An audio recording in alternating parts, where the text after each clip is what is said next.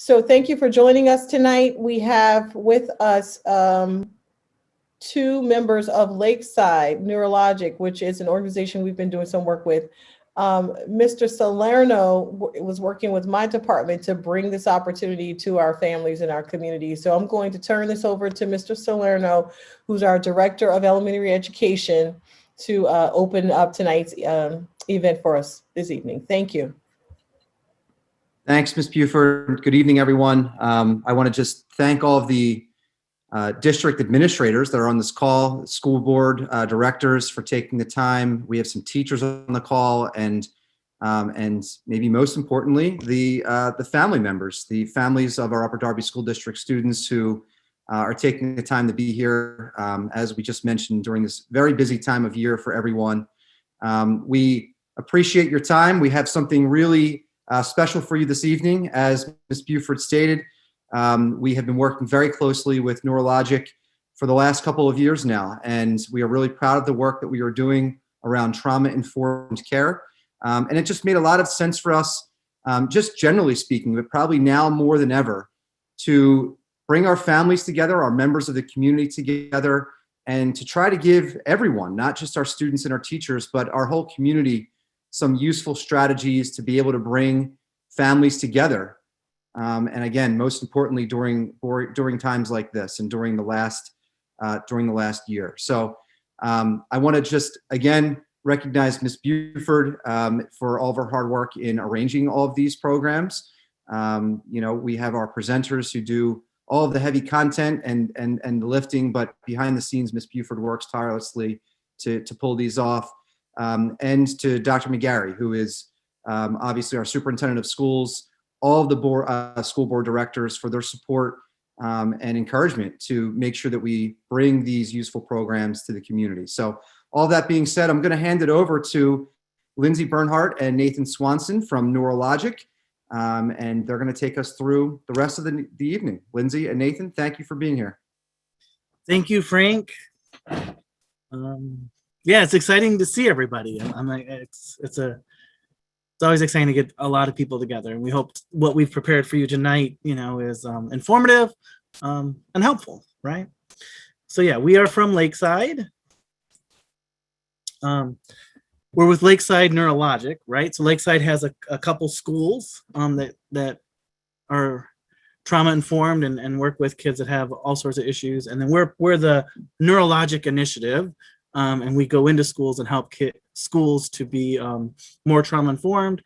And our mission statement is that we use a brain-based approach to create sustainable, supportive, and emotionally safe environments for children, right? And if we're looking at schools, it's not only just the children, but it's also for staff, right? Because if staff aren't feeling supportive and emotionally safe, they're not going to be able to create those environments for kids, right? And tonight, when we're looking at families, those are environments too, right? So I don't know about you, but life seemed tough enough before the pandemic. Like if someone came up to me and said, Nathan, is life stressful? I would have been like, yes, I don't need any more stress, right? And then the global pandemic hit. This is my little family here. Right? I love them beyond belief. But in times of crisis, right, as horrible as it is, oftentimes the people we love the most, we can sometimes treat the worst. I would probably never talk to your kids the way I talk to my kids sometimes, right? And it's because we love each other, we care for each other, we have a safety with each other, but then it's also we kind of see the worst and the best in each other, right? Also in times of stress, sometimes the things we do may separate us more so than bring us together, right? Depending upon how our own families and the way we grew up and whatnot. Sometimes when families are under duress, right, under stress, moms and dads, kids, sometimes we do things that keep us apart versus coming together, right? And I think one would argue part of the reason why humans work is because we are together, right? We can be in family units, we can help support and care for one another. So tonight, what we're going to look at is how can we come together? When we're stressed out as a family, when we're facing the stresses of the world or the stress that just goes day to day, how can we be together more through this. So our basic objectives, right? We're going to look at how stress impacts the brain, right? And then we're also going to explore Bruce Perry, his 3 R's of intervention, and how to have kind of in the moment strategies to support you and your child as a family unit, you know, to come together and kind of get through whatever we may need to get through in the stress of day-to-day life. All right. So one of the things we've created is if we were doing this in person, I would have a whole bunch of handouts that you could walk by and just grab, right? If you wanted. So we've created this s'more page, and I'm sure we can give this link out to Aranda and she'll send it out to the masses. But on this webpage, there's a little bio of Lindsay and I, but that's really not most of it. Most of it is a copy of our presentation, right? And then there's all the handouts that we would normally give out is all there for people to download, right? So before we begin, I just want to kind of acknowledge a little bit and make a couple predictions, right? So first thing I want to acknowledge is parenting is not easy, right? For any of us, it's not easy. Different parents have different approaches to discipline, and we want to respect that, right? Different cultures, different ways of being, whatnot. But at the root of it all, we just acknowledge that everybody wants what's best for children, right? Everybody wants best for their kids and for everyone else's kids, right? So I'm just gonna make some predictions that some of the stuff we present today, for some parenting styles, it's gonna fit really easy. It's gonna be like, yeah, this grooves with me. I predict maybe for other parenting styles, it might not be as good of a match, right? And that's okay, right? I just want to predict that. What I hope is through the information that we share today, you can walk away knowing more about the brain, knowing more about your child, knowing more about yourself, so that you can make the decisions and do the great things you need to do, right? So the brain science we're talking about today, we get from this man here, Dr. Bruce Perry. And I don't know if any of you have heard of him or know of him. He just did a big special with Oprah, which is kind of exciting. But he wrote this book called The Boy Who Was Raised by a Dog. It's a fascinating book. It's kind of one of those like horrifyingly fascinating kind of things. I'm waiting for the Netflix series to be made of this book. But what he does is he describes 12 of his cases. He's a child psychiatrist and a neuroscientist. And so what he does is by describing these cases, he blends in the neuroscience. And it's really interesting. If I hear the word neuroscience, my brain tends to shut off. It's like, oh, but like he does it in such a way that it's very tangible and easy to hear. If you remember, one of my favorite chapters was if you remember in Waco, Texas in the 90s, when David Koresh had his Branch Davidians cult. He was the guy they brought in to work with the children after that, in the aftermath of that, right? So these kids were told that the world is going to come and kill us all, so be prepared. And that's exactly what kind of happened, right? The government came in, stormed the compound, a lot of people died. So someone had to work with these kids to help them, feel safe again. And so he was the guy brought in for that. So it's a fascinating book. So I'd highly recommend it. What he does is he boils our brain, which is the most complex, organism in the entire universe that we know of, into 4 simple parts, right? So the brain is more complex than this. These parts are more complex than this. But what he does is he boils it into 4 regions to help us in our understanding, right? And so when we look at these 4 different regions, they each have kind of different functions and different controls of parts of our brain and what we do. So the first area of the brain is called the cortex, right? This is the area where all of our thinking occurs, right? Our abstract thought and our concrete thought, right? So when you're solving that math problem in school, this is the part of the brain that you're working on, right? When you're telling your kid, what you expect a clean room to look like, because you hope they do it this time, this is the part of the brain you're using, right? Telling them exactly what you want from them.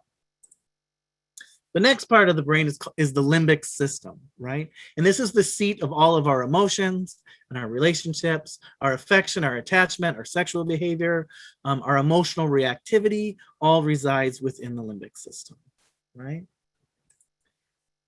The next part that Bruce Perry kind of identifies is our midbrain. And this is where all our motor regulation comes from. This is where our states of arousal come from, our appetite and our sleep, right? And then the final part of the brain is like the most primitive part of our brain is the brain stem, right? And that's where our basic functionings come from, the things that we don't really even think about that just happen, right? Our blood pressure. I don't know about you, but I can't just change my blood pressure on a whim. It'd be nice, but I can't, right? Our heart rate, our body temperature, all that stuff comes from the brain stem. Now, the way it works is as we grow and develop, the brain develops from the bottom up, right? So in utero, our brain stem's starting to grow, right? And when we're first born, our body starts to learn to regulate its temperature, right? And that kind of starts to happen. By the time we're, 24, 25, our cortex, our thinking brain is fully developed, right? The whole brain kind of works through, right? Teenagers oftentimes have a lot of emotions and drives and all that stuff. That's because that limbic system is really getting its development going, right? So the brain develops from the bottom up. If trauma kind of hits at any age, it will cause developmental issues across the brain, right? And so we at Neurologic, when we go into schools and we talk about being trauma informed, a lot of the work we're doing with teachers and administrators is helping them to understand these 4 regions and to look for that underdevelopment piece, right? So if a kid starts the math lesson and all of a sudden the kid is getting really antsy and is starting to move quite a bit, that's showing that, they're becoming a little dysregulated. They might need some regulation in their midbrain, right? Because that's where all our movement is. So as the classroom intervention, we might put a band on the bottom of their chair so they can kind of kick at the band instead of maybe getting up and moving around the room, right? So that's just a simple example.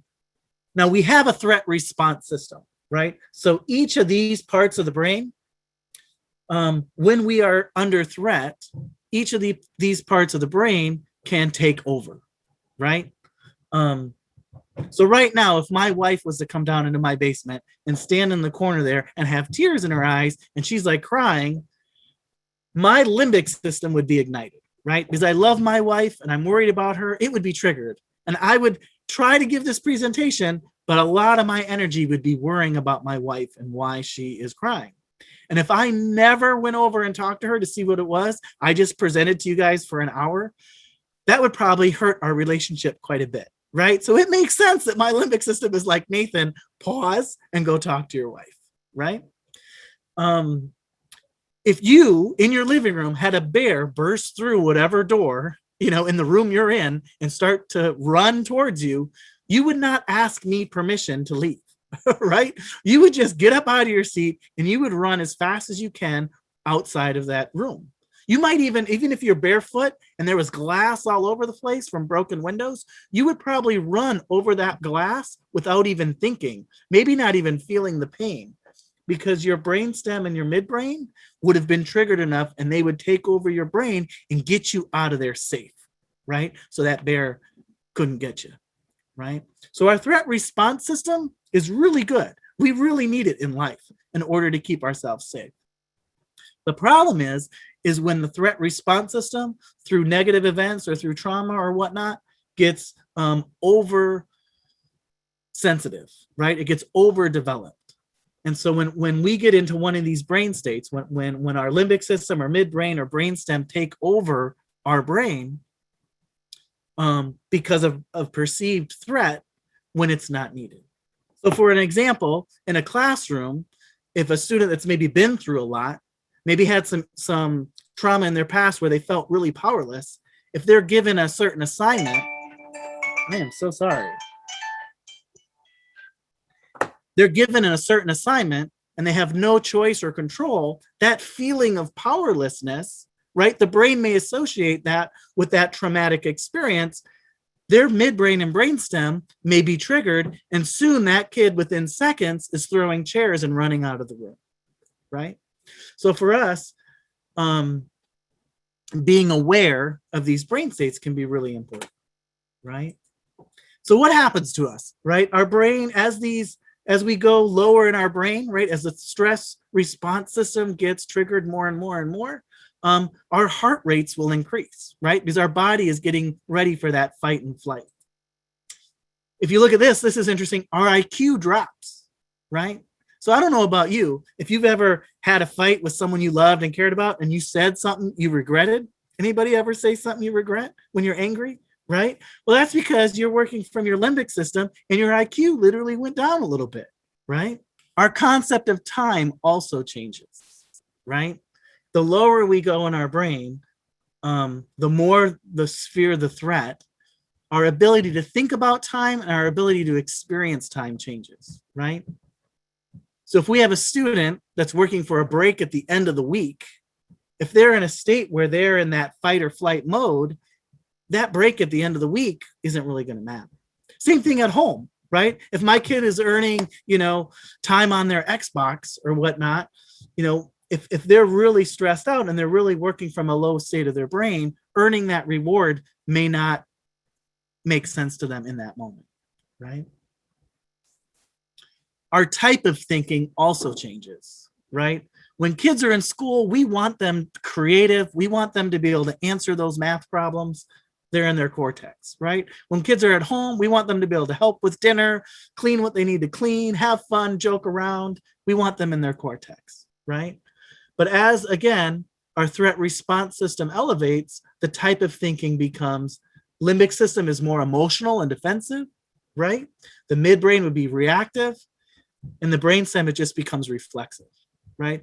I don't know if you've ever been driving down a street and something comes out in front of you or a car stops and you swerve and move out of the way and get back in and you didn't even know you swerved. It just happened. It was reflexive, right? Because your lower parts of your brain saw that information and had you do things before you even knew it, right? We're going to spend the rest of the presentation looking at, okay, how do we identify and what do we do when we see our kids or even ourselves in one of these kind of brain states, right? And so we're going to start at the bottom, and Miss Lindsay here is going to pick it up with our regulate state, right? Going back to what Nathan was just saying is, we have all these regions in our brain, and the brainstem is the most primitive part. So when we start to notice that our kids might be feeling triggered or their physical safety has been compromised, what we want to do is the very first step, which is regulate. So there's 3 R's, and step 1 is to help them regulate. And when we say regulate, what we're trying to do is get them to calm and get to the point where their fight, flight, or freeze response, that's where they are, that's where they're feeling, gets calmed down, because that's where they are when they're in their brainstem. So this is the regulate piece. So the need of the limbic system is that relational emotional safety. So Bruce Perry's R for that is relating, trying to connect with them, being attuned to them, kind of showing empathy and understanding. And then the cortex, the need of the cortex is to understand, right? And so the way we help kids understand is we reason with them, right? And so the way the 3 R's kind of work is oftentimes we would say start from the bottom up, right? If a kid's not physically safe, there's no way they can be emotionally safe. And they're not emotionally safe, they're not going to be in a thinking place, right? If you walk by your kid and you say, hey, get yourself together or you're not going to be able to have dessert tonight, and they say, okay, and they get themselves together, they're in their cortex, right? They're thinking, they're understanding, they know that consequence. Sometimes in school, you have a kid where you say something like that and the kid's response is something really emotional or really defensive. And that can happen at home too. I wasn't talking. What do you mean I was talking? And it's like, kid, you were clearly talking, Well, they might be from their limbic system, right? If the kid gets up and darts out of the room, they might be from their midbrain. So we kind of use these regulate, relate, and reason as the ways to intervene. It's a neurosequential model, is Bruce Perry's term. And really it's about matching up what we do with what the need is of the brain state they're in, whether it's that physical safety need, whether it's that relational or emotional safety need, or whether it's a cortex understanding need. And so if the cortex understanding need right now isn't getting met, then that can bring someone to go lower into their brain, right? And then if that relational need isn't met, then someone can go even lower and get into the physical, right? So oftentimes if we have a mismatch with our interventions, that can just lead people to go lower. If you're really emotional and you're vulnerable and someone comes up to you and starts reasoning with you why all the reasons why you should have done X, Y, and Z, that's just going to make you feel worse and go lower in your brain.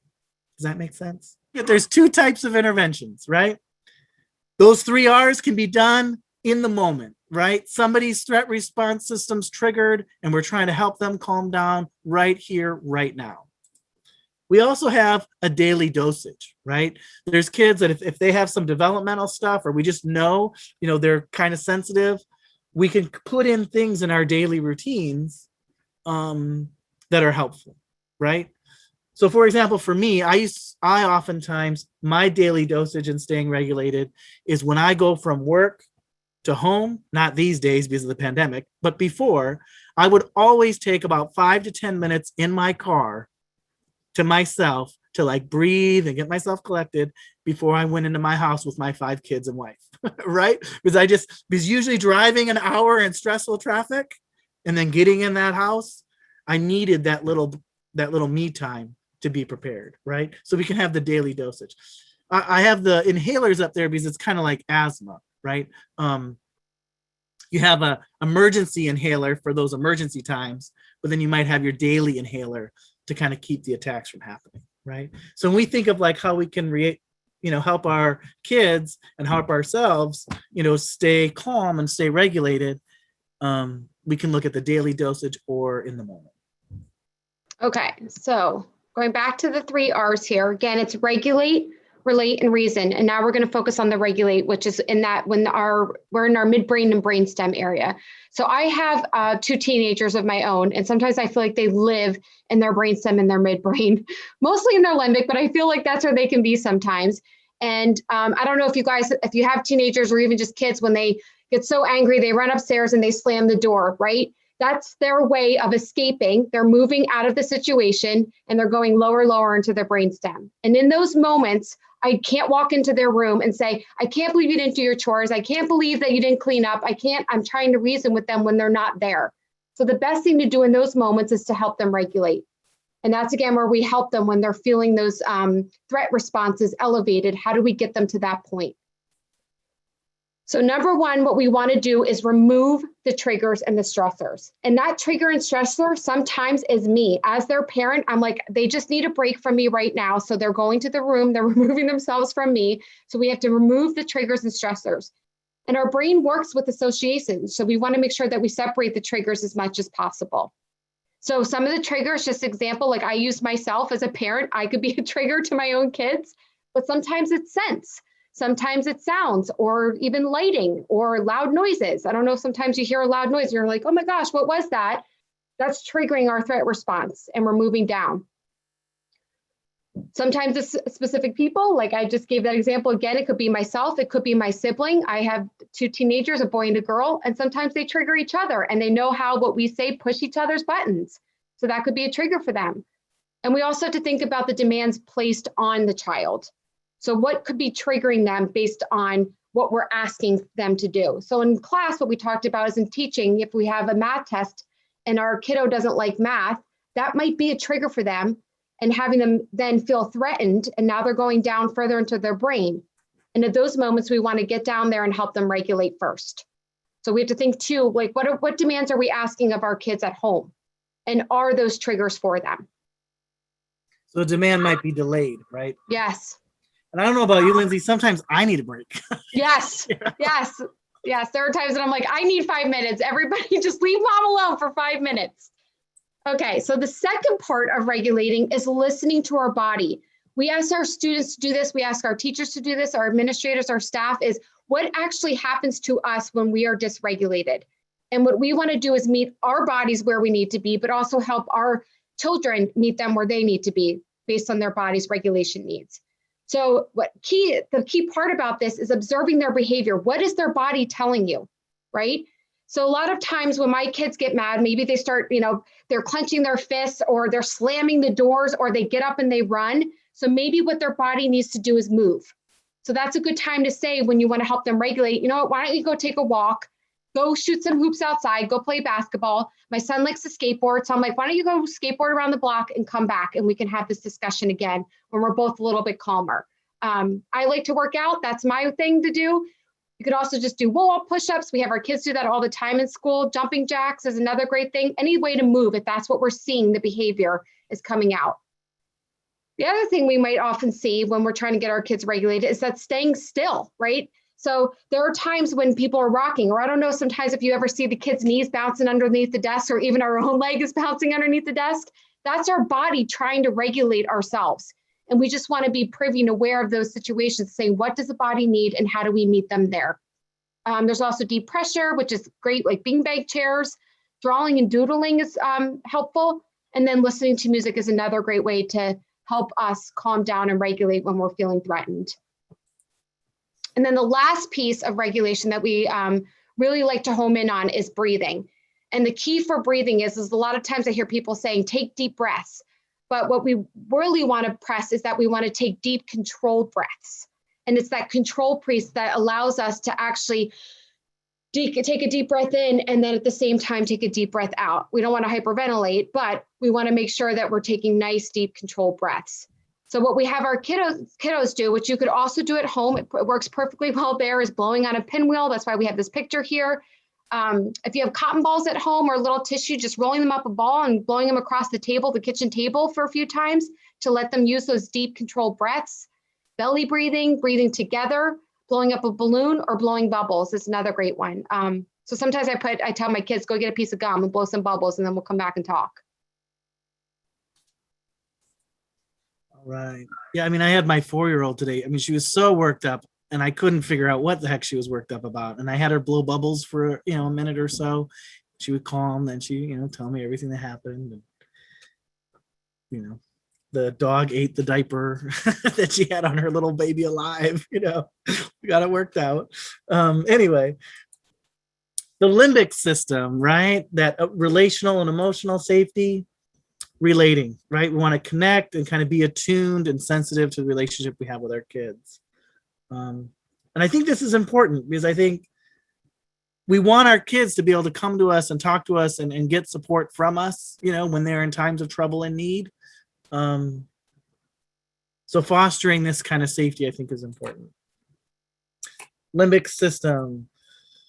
So in that alarm state, we can express alarm through like a hyper aroused state, right? How do you know your kid's this way? Maybe, being very emotional, very accusatory. There's just kids out there sometimes that, like, no matter what you do or what you say, your kid kind of always feels offended, or that you're pointing the finger at them when you're not trying to, that kind of stuff. Those are all signals that the kid might be working from like their limbic system and kind of have this relational need. There can be a dissociative response too, which is, kind of the opposite response, where kind of a detachment or robotic compliance, or kind of a shutting down, going in the room and just being by themselves and kind of avoiding the rest of the world, right? Can also be signs that they're in that need of relationship. So we need to show the kids that we're on their side, right? And I think this slide was borrowed from a presentation that I do towards teachers. So it says students, but like listening to our children, right? One of the best things we can do is help our children to feel listened to and feel understood by us, right? So we recommend doing active listening. We have a great active listening handout that kind of goes through different ways in which you can express how you understand your kids' feelings. Validating emotions. I think sometimes we get confused, or, just because we validate an emotion or just because we listen and show understanding doesn't mean we agree with someone's behavior, right? So my son can do something horribly wrong and be in the wrong, but I can still listen, understand where he came from, let him know I listen and get him, but then still move the conversation, once he's felt understood, we can move into a place where, we can talk about what needs to happen next. Providing empathy, right? The world is not easy for us today as adults, but it's not easy for kids today either, so being able to show that with our facial expressions, our tone of voice. And of course, as parents, good touch, is a good thing. To be able to hug our kids and love them and care for them can be good. Being careful what not to do when a kid's in a real emotional state like this is going to the reason. Oftentimes we as adults, we go into that reason category real easy, right? So telling them everything they should have done, shaming our kids, can have relational consequences, right? Talking about consequences, when the kid's emotionally upset, bringing in those consequences, they may or may not hear or understand, right? But if we can get our children to a place where they feel heard, they feel understood, they're going to be more apt to hear and understand our perspective and what we want from them, right?